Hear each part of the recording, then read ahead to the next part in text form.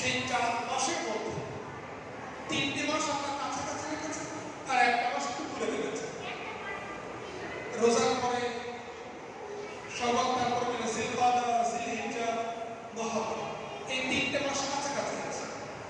জিলকাদা, জিলহিজ্জা মানে রোজার আগের মাস, এই হজের আগের মাস, হজের মাস আর হজের পরের মুহররম মাস, এই 3 মাসের সময়। আর একটা মাস আসছে যেটা শাবান মাসের আগে আসে, রজব মাস। তাহলে এই কোরআনের আয়াত দ্বারা আমরা জানতে পারি আমাদের ধারণাটা ঠিক।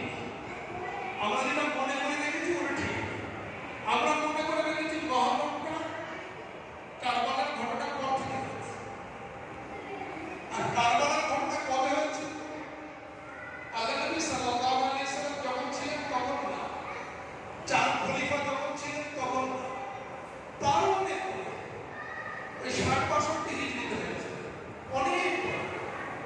তারপরে মজার ব্যাপার হলো এটাই, কারবালার ঘটনা যখন ঘটে গেছে, এটা বড় মর্মান্তিক, খুবই আফসোস এবং দুঃখের কথা যে আল্লাহ নবীর শুধু একজন সাহাবী নন, আল্লাহ নবীর রক্ত যার শরীরের মধ্যে প্রবাহিত মা ফাতেমার মাধ্যমে নবী পাক সাল্লাল্লাহু আলাইহি ওয়াসাল্লাম যাকে নিজের কাছে রেখে বলতেন আল্লাহ আপনিও ভালোবাসেন।